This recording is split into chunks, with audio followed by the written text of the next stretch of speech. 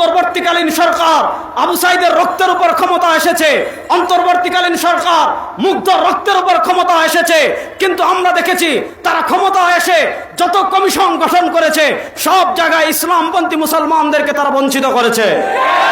আমরা দেখেছি শিক্ষা সিলেবাসের প্রথম যে কমিটি তারা পরিমার্জন কমিটি গঠন করেছিল 10 জনের, সেখানে চিহ্নিত 2 জন হলো শাহবাগী।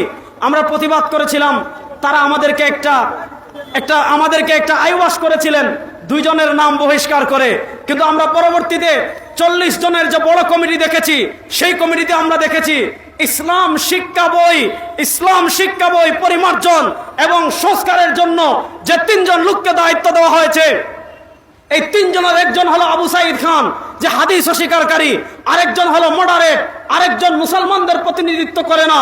আমরা অন্তর্বর্তীকালীন সরকারকে আজকের এই শাহজালালের পুণ্যভূমি, শাহপরানের পুণ্যভূমি, 360 আউলিয়ার পুণ্যভূমি, সিলেটের পুণ্যভূমি থেকে স্পষ্ট ভাষায় বলতে চাই, যদি আপনারা ফ্যাসিস্ট আওয়ামী লীগের মতো কোন শিক্ষা সিলেবাসকে ইসলামপন্থীদের ওভারটেক করে কোন শিক্ষা সিলেবাসকে এই দেশে চালু করতে দেখেন, আপনাদের পরিণতি এই দেশে ভালো হবে না।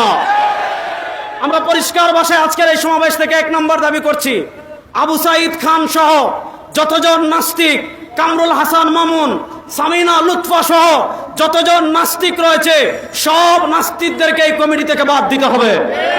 2 নম্বর দাবি করছি, আমরা খবর পেয়েছি, গতকালকে আমরা বিশ্বস্ত সূত্রে খবর পেয়েছি যে তারা পাঠ্যপুস্তক সম্পাদনা করে জমা দিয়ে দিয়েছে, আগামী 15 তারিখের মধ্যে এটা প্রেসে যাবে।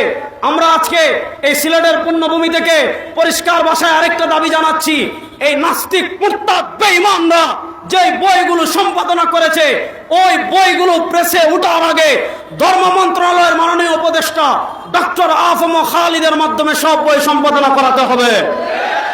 যদি আপনারা সম্পাদনা না করেন, যদি আপনারা আমাদের দাবি না মানেন, যদি আপনারা ইসলাম পন্থাকে ওভারটেক করেন, এদেশের ইসলাম পন্থাকে ওভারটেক করে ফ্যাসিস্ট হাসিনা এই দেশে টিকতে পারে নাই, আপনারা যদি ইসলাম পন্থাকে ওভারটেক করতে চান আপনারা এই দেশে থাকতে পারবেন না।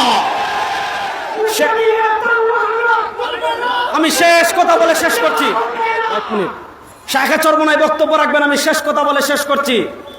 বাংলাদেশের বছর 52 বছর হয়েছে, এই 52 বছরে আমরা কখনো সোনার বাংলাদেশের স্লোগান শুনেছি, এই বাংলাদেশে আমরা কখনো ডিজিটাল বাংলাদেশের গল্প শুনেছি, এই বাংলাদেশে আমরা নেতার পরিবর্তন দেখেছি, এই বাংলাদেশে আমরা চেয়ারের পরিবর্তন দেখেছি, এই বাংলাদেশে আমরা ক্ষমতার পরিবর্তন দেখেছি।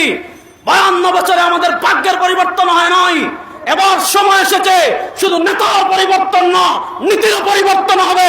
বাংলাদেশে ইসলামকে আমরা বিজয় করবো ইনশাআল্লাহ।